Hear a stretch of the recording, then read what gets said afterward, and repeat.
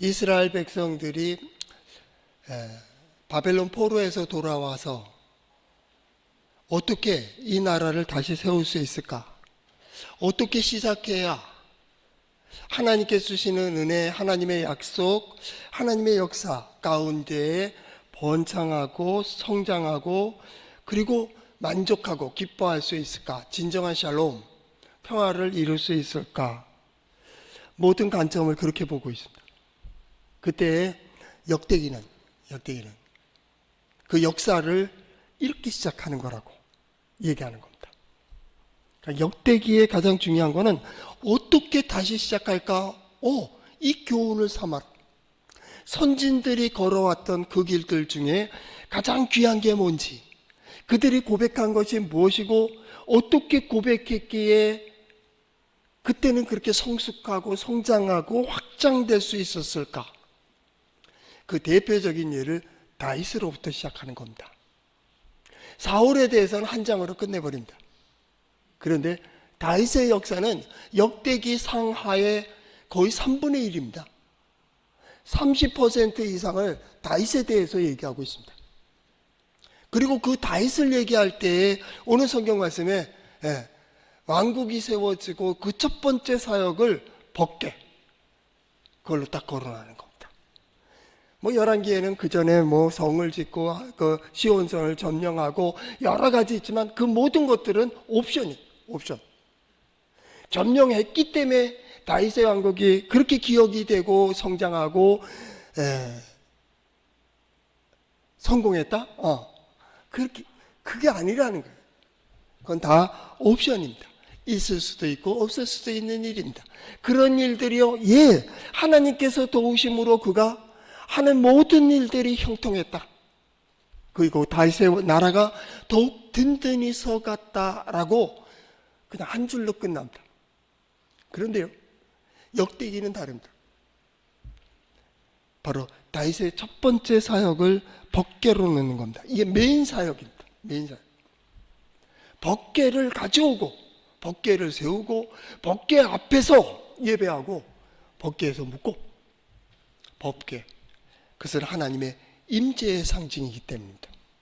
어떤 공동체든지 모임이든지 가정이든지 마찬가지입니다. 그냥 결혼했으니까 가족이 된 겁니까?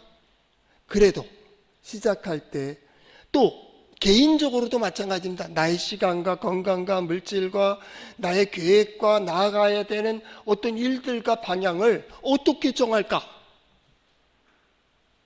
저는 다윗에게서 배울 수 있을 것 같아요.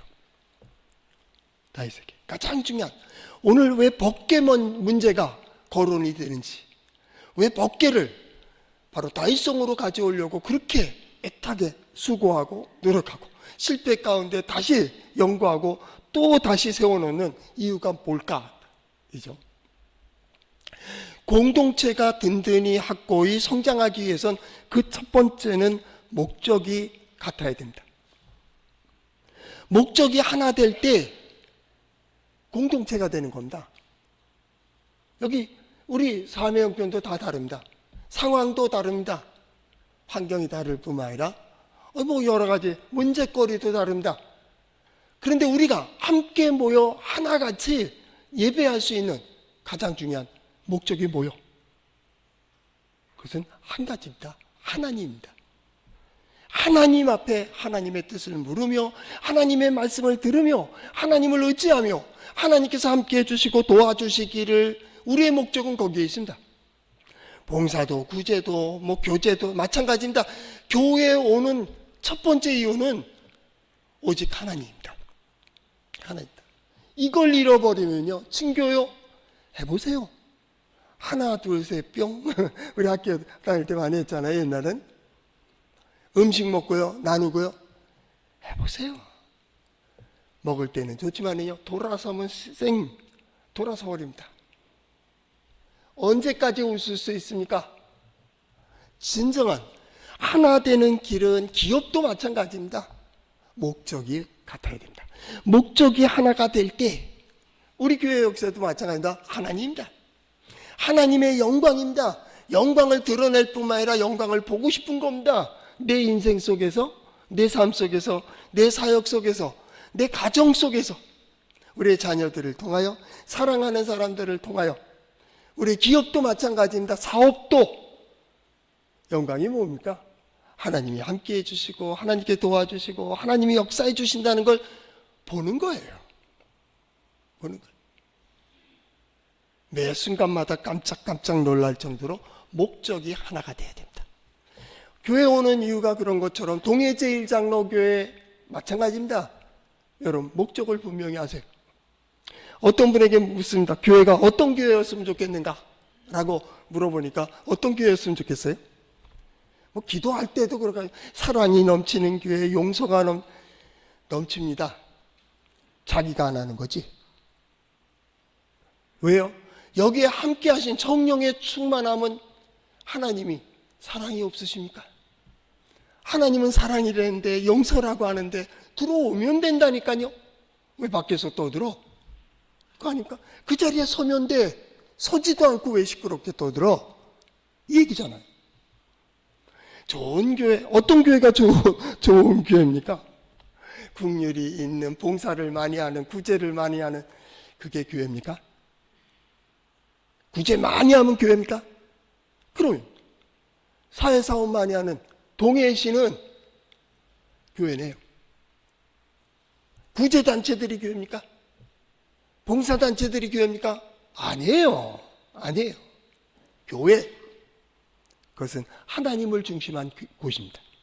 오직 하나님을 바라고 하나님의 말씀을 듣고 그 말씀 가운데 예배하고 거기서 기도하고 그 말씀을 붙들고 나아가는 교회. 난 동해제일장로교회가 어떤 교회이길 바라는가? 난 하나님의 중심으로, 하나님 중심으로 하나 되는 교회이기를 바랍니다. 하나님의 말씀을 듣는 법을 잘 가르치고 배우는 그런 모임이 될 수 있기를 축복합니다. 그 말씀을 따라 나아가며 어떻게 하면 그것이 우리의 삶 속에 이루어질까 성취를 보는 그런 교회 모임이 될 수 있기를 바랍니다. 그래서 교회는요, 하나님을 섬기는 법을 배우는 것입니다.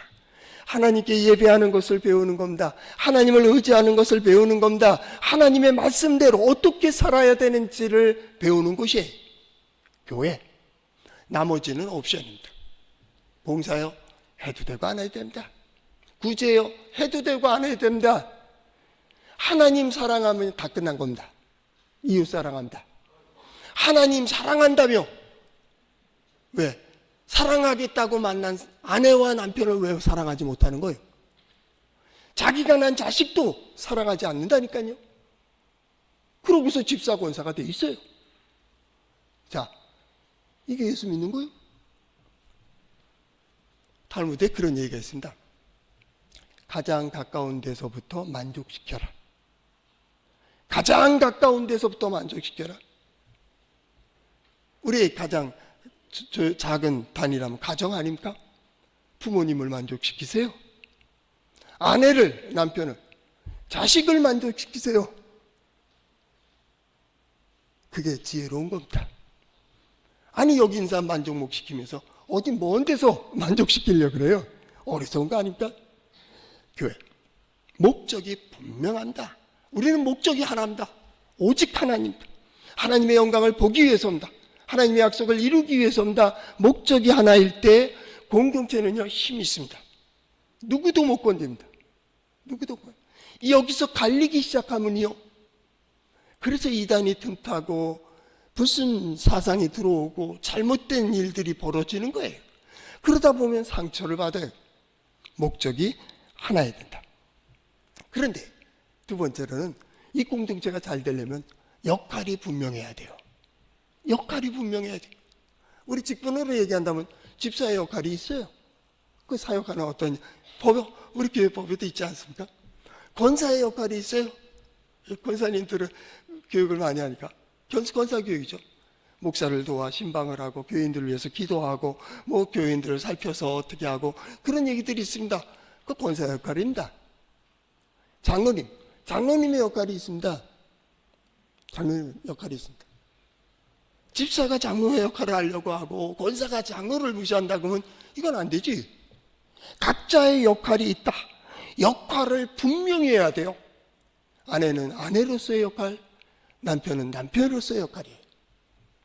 자녀가 볼 때 아버지로서의 권위, 자녀가 볼 때 어머니로서의 권위가 있어요. 만약에 자녀가 아버지로 보고 있는데 엄마가 잘못 해석해주면요, 그 집안 망하는 겁니다. 자기는 위로되는 것 같죠? 자식은요, 보고 있습니다. 보고 있습니다. 그래서 깨지는 겁니다. 가정이 하나가 되지 못하고 나이가 들었다고 다 제각기 아니요. 나이가 들었다고 하나 각 제각기입니까? 그러면 우리 교회도 마찬가지 아닙니까? 처음에 하나님의 자녀였을 때 하나님께 예배하죠. 컸잖아요. 그럼 내가 하고 싶은 거 하지. 내가 섬기고 싶은 거 섬기는 거 아닙니까? 역할을 분명히. 자녀는 자녀입니다. 부모가 부모입니다. 남편은 남편이고 아내는 아내입니다. 역할은 분명히 해야 됩니다.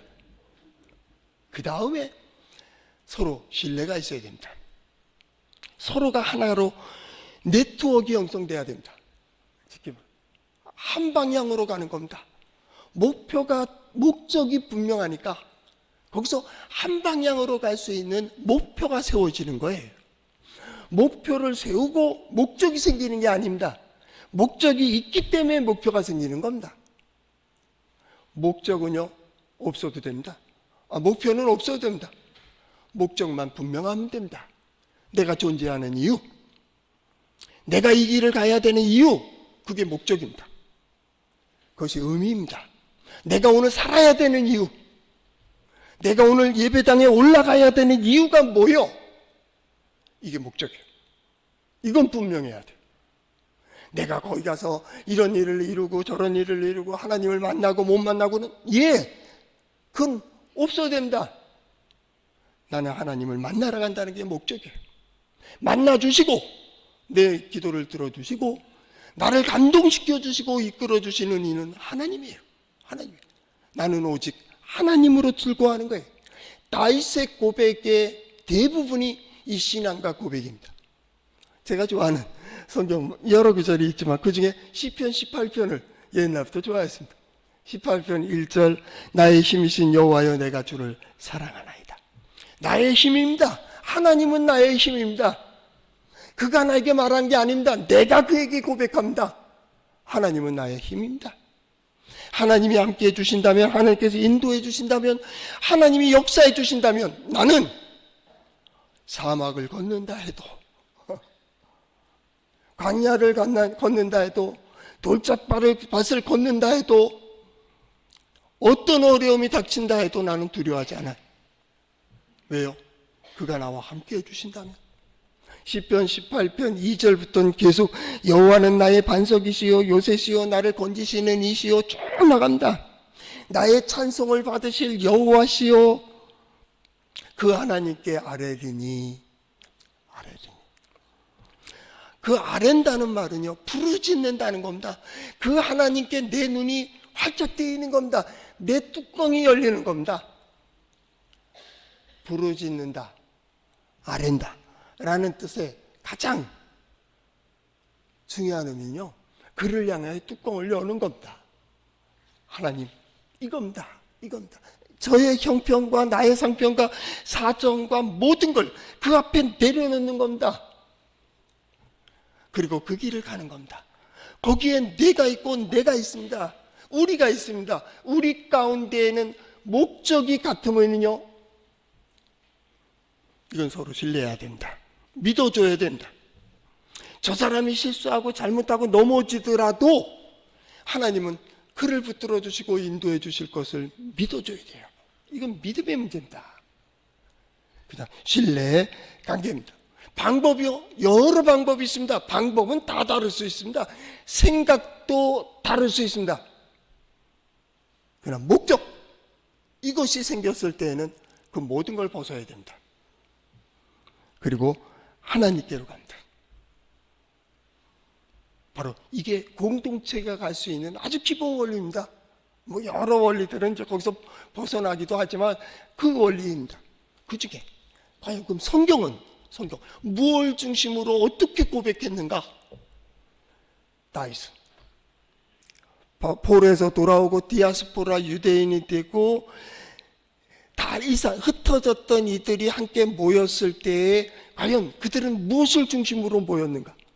그것이 바로 오늘 성경 말씀이 있는 역대상 13장입니다. 한번 따라해 볼까요? 하나님의 말씀인 성경은 나의 신앙이요 나의 고백입니다.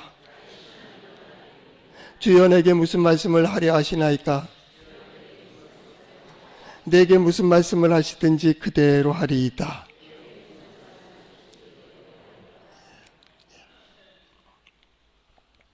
맞습니다. 우리가 함께 나아가는 길에 우리의 목적을 얘기하는 거죠. 가장 중요한 건 언제나 잊지 말아야 될 거는 기본에 충실하라. 어떤 것도 마찬가지다. 기본과 기존다. 아무리 발전하고 아무리 나아가도 이 기본을 부정하면 안 됩니다. 나무가 뿌리를 부정하면 되겠습니까? 그걸 부정하면 안 됩니다. 환경과 상황이 바뀐다 할지라도 근본이 변하면 안 됩니다. 근본이 중요합니다. 이 시대에 교회에 소망이 있느냐 없느냐는 나무를 보고 이파리를 보고 꽃을 보고 열매를 보고 아니요. 그 근본을 보아야 됩니다. 그거를 보는 자는 살고요. 그것을 보지 못한다면 소망 없어요. 아무리 잘해도 안 됩니다. 가졌어도요, 알아도요, 올라갔어도요, 누려도요, 아니요, 안 됩니다. 그 장담합니다. 에이, 되던데 좀 더 살아보세요. 되는가 보세요. 한순간 끝나버립니다. 가장 중요한 건 가장 기본에 있습니다. 기초가 단단하지 않으면 그 아무리 높은 빌딩도 아무리 높이 올라갔다도 한순간에 무너져 버립니다. 이건 높이 올라갈수록 두려운 겁니다. 가장 기본에 충실하라. 개인 역시도 마찬가지다. 내 인생을 어디에다가 뿌리를 내리냐고. 그래서 시편의 기자 1편을 놓았을 때 복 있는 사람을 얘기하잖아요. 아스레이를 얘기합니다. 아스레이는 삶 속에서 누리는 복입니다.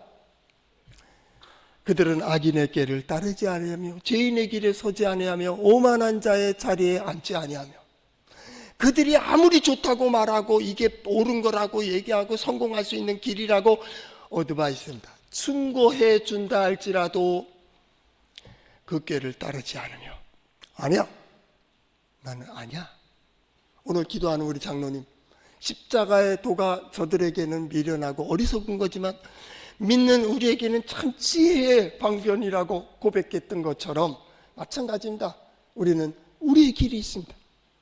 어느 한순간도 우리는 하나님의 자녀, 그리스도인, 하나님이 함께해 주신 하나님의 백성인 것을 잊지 않습니다. 나는 하나님의 백성인데 너희들이 아무리 나를 부정한다 할지라도 배척한다 할지라도 대적한다 할지라도 그럴지라도 나는 하나님의 자녀인데. 오늘 이 자리에 누가 불렀어요? 여러 방법들은 여러 가지지만 한 가지입니다. 하나님께서 불러주셨습니다. 예배하는 자로 불러주셨고요. 나를 믿음의 사람으로 불러주셨고요. 하나님의 자녀로 불러주셨다. 누가요? 하나님입니다. 그 하나님께 대하여 오늘 충성하는 겁니다. 예배로 고백하는 겁니다. 예배로 다짐하는 겁니다. 예배로 그 앞에 순종하는 겁니다. 우리는 그렇게 함께 고백하고 있는 겁니다. 개인이라면 개인의 고백입니다. 그런데 공동체가 모여서 함께 고백하는 아주 중요한 의미가 있습니다. 아주 중요한. 혼자 집에서 지금 온라인 실시간 예배 드리는 분이 계십니다. 오늘도 예배 드렸습니다 하고 연락도 오고 또 메시지도 보내옵니다. 그래서 그렇게 하는데 그거 참 힘든 겁니다. 여러분 방송통신대학이라는 거 아십니까? 거기에 보면 혼자 공부하는 겁니다. 요즘도 방송통신대학이 있어요. 그럴 겁니다. 그런데 그 사람들 대단합니다. 방송통신대학 졸업한 사람은요, 그 사람하고 고집 싸움 하지 마세요. 여러분 안 해보셔서 그런 겁니다. 그 옆에서 지켜봤는데요, 그거 쉽지 않습니다. 꾸준히 그 시간에 그 방송을 듣고요, 또 듣고요, 또 인텐시브로 그 또 자신들 모여서 또 집중 교육도 하고요. 그걸 4년입니다. 일을 하다가 그 시간에 그걸 듣고 있는 겁니다. 집에서 혼자 있다가도 그걸 듣고 있는 겁니다. 여러분, 계획표 짜보셨죠? 계획표대로 며칠을 하셨습니까? 뭐 몇 달은 안 묻겠습니다. 며칠도 힘듭니다. 그런데 그거래요. 그래서 졸업장 학위증을 받아내요. 대단한 상황이니까 이 영상 예배 드리는 분들 대단하십니다. 그래 영상이라도 대단히 좋습니다. 그런데요, 그래갖고 자기를 관리하기가 쉽지 않습니다. 쉽지 않습니다. 원래 선지자적인 메시지, 그 핵심은 뭐냐면 하나님의 말씀은 눈과 눈이 마주치는 겁니다. 내 입에서, 선지자의 입에서 그 귀에다 울려주는 겁니다. 이 기본이요. 구시대의 방법입니다. 요즘은 또 다르게 알고 있으니까 귀에다 울려주는 겁니다. 눈과 눈을 마주치고 그 숨소리를, 그 입에 거품을 무는 걸 옆에서 지켜보며 그 단내를 느끼며 말입니다. 그러면서 그 말씀을 듣는 겁니다. 살아있는, 생동감 있는 환경에서 말입니다. 그런데 이 공동체에서 들어오면요, 학교 다니는 분 있잖아요. 학교 다니게 되면 거기는 공동체가 이끌어 다닙니다. 어떤 때는 하기 싫어도 거기에 가서 앉아 있는 겁니다. 어떤 때는 힘들어도 그 자리에 가는 겁니다. 그래서 유지합니다. 그래서 그 장소가 그렇게 중요한 겁니다. 학생들은 학교, 학원 뭐 다 중요합니다. 우리 신앙생활하는 이들에게는 교회가 그런 곳입니다. 교회는 신앙과 고백이 있는 곳입니다. 교회는 신앙과 고백으로 지어진 겁니다. 왜요? 이전에 성막이 있었습니다. 예, 그것도 신앙 고백입니다. 신앙 고백.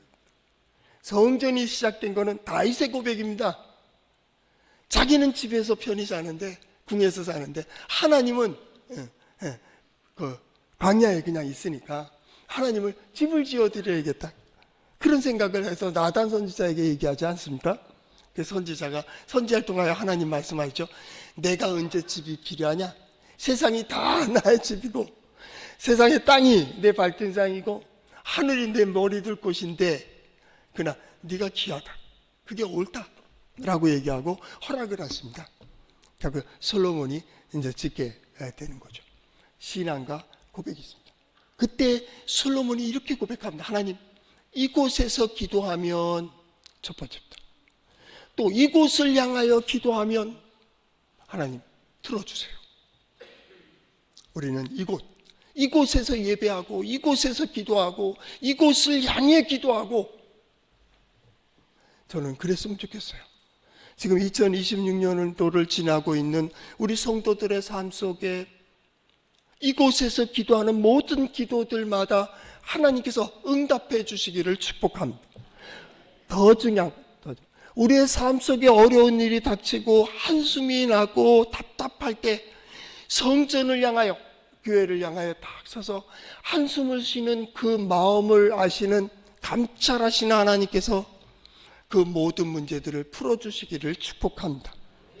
이게 상징이라고 하는 겁니다. 상징이라고 합니다. 그 상징의 구약의 아주 중요한 상징이 법궤입니다. 법궤. 하나님의 언약궤, 법궤 이렇게 되어 있습니다. 그 법궤는 사과상자만 합니다. 사과상자만 합니다. 나무개짝을 땐 사과상자만 하고 거기다가 광야 시절에 만나 집어넣고 그 다음에 아론의 쌍난 지팡이 집어넣고요. 그 다음에 돌비 거기다 약속의 말씀을 집어넣습니다. 이 세 가지를 놓고 봉했습니다. 봉해놨습니다.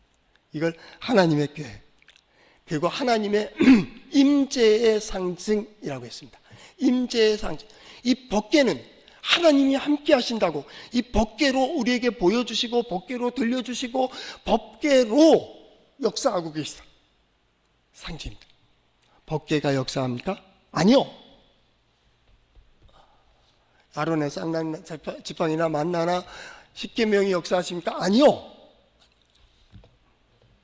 그걸 통해 역사하시는 겁니다. 역사하시는 이는 누굽니까? 하나님입니다. 하나님. 그런데요, 종교 생활하다 보면 이게 착각이 됩니다. 그래서 사무엘상 보면 엘리 제사장의 아들 때, 엘리 제사장 때에 나중에 7장에서는 에벤에셀이라고 되어 있는데 4장에서는 전쟁이 블레셋과 벌어지게 됩니다.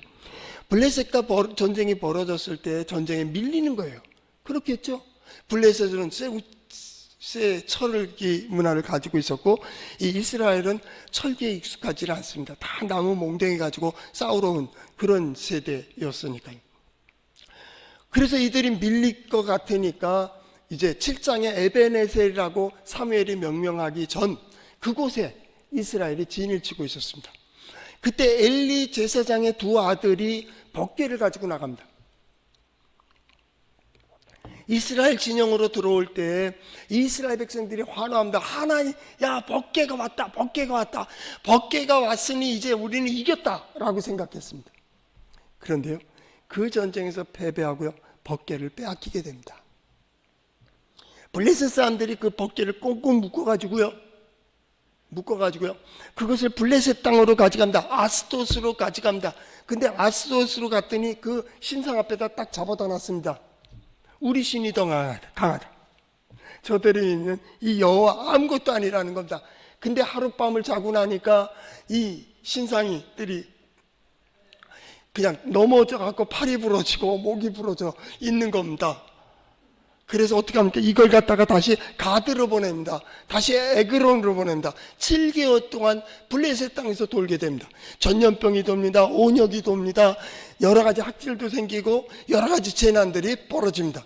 서로들 가지고 있지 않으려고 합니다. 이 법궤를 어떻게 할까요? 두려운 겁니다. 법궤가 능력이 있어서가 아닙니다. 상징이라고 하는 겁니다. 그러나 하나님은 그 법궤를 통하여 뭘 보여주십니까? 블레셋에게 보여주시는 가장 중요한 건 뭐냐면 하나님이 약해서가 아니라는 거예요. 하나님 스스로도 역사할 수 있다라는 겁니다. 보여지는 것이 없다 할지라도 이 상징적인 하나의 괴짜가 같은 거라도 여기에 저들은 믿고 있다. 저들의 신이라고. 여기에 저들의 신이 있다고 믿고 있고 이스라엘 백성들은 그렇게 못 믿고 있는 거예요, 지금. 그러니 하나님이 약해서가 아니라 신이라고 믿고 있는 저들에게 신의 능력을 보여주고 있는 겁니다. 그래서 그들이 혹시 이게 진짜 하나님의 역사라면, 이걸 통해 역사하신다면 베세메스로 보내보자. 젖을 떼지 아니한 암소 2마리를 앞으로 끌고 가게 하고 이걸 수레에 실어서 그냥 끄는 사람 없이 보냅니다. 이 소들이 뒤를 돌아보며 어린 소가 울고 있지 않습니까? 송아지. 그 어미소도 웁니다. 그런데 앞을 향해 베세메스를 향해서 계속하는 겁니다. 저는 그 장면을 보며 소름이 지금도 전율을 느꼈습니다. 어떻게 저렇게 울면서도 젖뛰지 않았는데 송아지를 두고 갈 수 있겠어요? 하나님이 그 송아지 소두를 끌고 가시는 겁니다. 보이지 않는 손이 그를 끌고 가고 있는 겁니다. 그래서 벳세메스로 가고 길르앗 여아림으로 가서 그리고 거기에 20년 동안 있습니다. 20년 동안 법궤를 잊어버렸어요. 법궤 없이 제사하고 법궤 없이 종교생활을 했다고? 여러분 가능합니까? 예, 가능합니다. 하나님 없이 교회에 모일 수 있습니다. 예수 없이 교인 될 수 있습니다. 우리끼리 모여서 좋은 얘기하고 좋은 노래하고 신나게 딴따라하고 음악회하고 영상 보고 영화 보고 모이면 됩니다. 이스라엘 똑같습니다. 20년이 흘렀습니다. 그리고 이 다윗이 왕으로 추대를 받고 다윗성에서 생각을 한 겁니다. 이스라엘 이 12지파들을 전국에 흩어져 있는 이 일을 어떻게 하나 될 수 있을까? 그것이 첫 번째입니다. 정치적 목적. 두 번째, 그러면 나는 나의 왕국의 중심을 무엇으로 둘까? 두 번째, 다윗의 신앙 고백입니다. 그는 법궤를 가져오기로 결심한다. 그리고 어떻게 합니까? 오늘 성경 말씀 13장 1절 말씀해 보니까 천부장과 백부장과 모든 지휘관과 더불어 의논을 합니다. 법궤를 가져오고 싶다. 정치적이죠, 다분히. 그래서 다 찬성을 합니다. 그래요? 그러면 이스라엘 백성들을 다 모으자. 다 모아가지고 그들에게 앞에서 물어보자. 그래갖고 이스라엘 백성들이 저 애굽에서 애굽강, 나일강을 홍해 동편서부터 이스라엘 북단 저 위에 있는 하맛, 지금 시리아 쪽입니다. 하맛까지 그 이스라엘 백성들, 지도자들, 제사장들, 레위인들 다 모이게 했습니다. 그래서 그들에게 또 물어본다. 그들에게 묻는다. 여호와의 하나님의 궤를 우리에게로 옮겨오자. 사울의 때에는 우리가 여호와의 하나님의 궤죠. 궤 앞에서 묻지 아니하였다. 궤 없이도 살았다. 그 얘기입니다. 하나님께 묻지 않았다는 겁니다. 자기 뜻대로, 자기 생각대로, 자기 마음대로 그렇게 살아온 겁니다. 그러고서도 종교 생활을 할 수 있어요. 그러나 이제는 아니라는 거예요. 자기의 왕국에서는 하나님께 묻자는 거예요. 여호와의 궤 앞에서 묻자고 얘기합니다. 그때 이스라엘 백성들이 4절 뭇 백성의 눈이 이를 좋게 여김으로 온 회중이 그대로 행하겠다고 다짐합니다. 좋다고. 공동체가 바로 서고 나라가 든든하기 위해서는요, 공동의 목적을 가지고 있어야 돼요. 왜 이렇게 어수선합니까?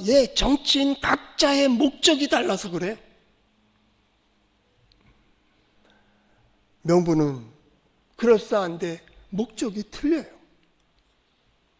뭘 만드는 데도 틀리고 하는 데도 틀려요. 어떻게 하나가 될 수 있습니까? 어떻게 강한 공동체 나라가 될 수 있겠습니까? 가정, 아내 생각 다르고 남편 생각이 다른데요. 자녀들이 딴 생각하고 있는데요, 목적이 달라요. 어떻게 하면 빨리 성공해서 내가 나갈 수 있을까? 달라요. 이스라엘 백성들이요, 그 공통의 목적을 가지고 있어요. 하나님을 모셔오자는 거예요. 하나님 앞에서 묻자는 거예요. 하나님 앞에서 예배하고 하나님을 섬기는 법을 배우고 하나님을 의지하는 법을 배우자고 뭇 백성, 온 회중이 좋게 여겼다 그 말입니다. 목회도 마찬가지 같아요. 목사는 노예 소속이라 노예에서 파송을 합니다. 교회들마다 상황이 다 다릅니다. 그러면 목회자들 모여서 이제 우리 교회는 이렇고 이제 서로들 허심탄회하게 얘기할 때가 있습니다. 어떤 후배가 그런 말을, 우리 교회는 수준이 낮아서. 일단 그런 소리가, 수준 얘기하면 굉장히 열받아요. 네가 수준이 낮은 거야. 하나님이 보내실 때는 하나님의 상황이 있는 거잖아요. 어떤 일이 있는지 이걸 하자고 하면 무조건 싫다 그런데, 이거 하자 그러면 무조건 싫다 그런데. 교회 공동체입니다. 공동체가 모두 그 목적에 동의할 수 있어야 됩니다. 동의할 수 있어요. 그렇게 가는 겁니다. 만약에 반대하면 그냥 멈추는 겁니다. 거기서 기다리는 겁니다. 그 수준에 올 때까지, 아니 그 상황이 될 때까지 기다리면 됩니다. 왜 못 기다립니까? 왜 조급합니까? 내가 끝내겠다는 거예요. 그것도 인본주의요. 하나님이 이끌어 가셔야 됩니다. 하나님이 역사하셔야 됩니다. 시대도 흐름도 가정도 내 인생도 마찬가지입니다. 그때 그 모든 거에는 우연은 없다.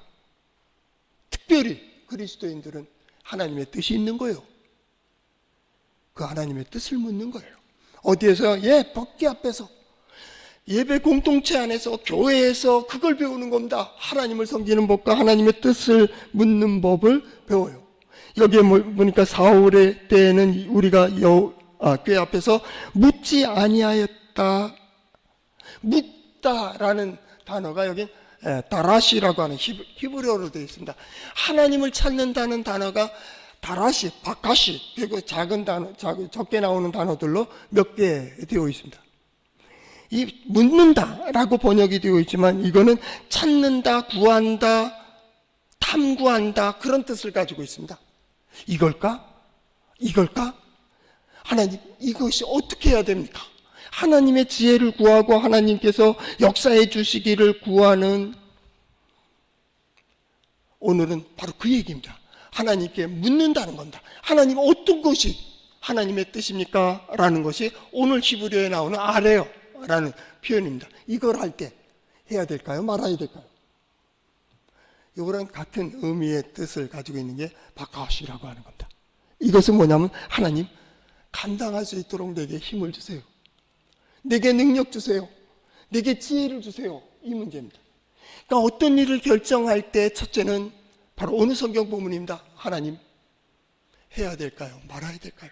나가야 될까요? 멈춰야 될까요? 그리고 두 번째 기도한다면 바꿔하시죠.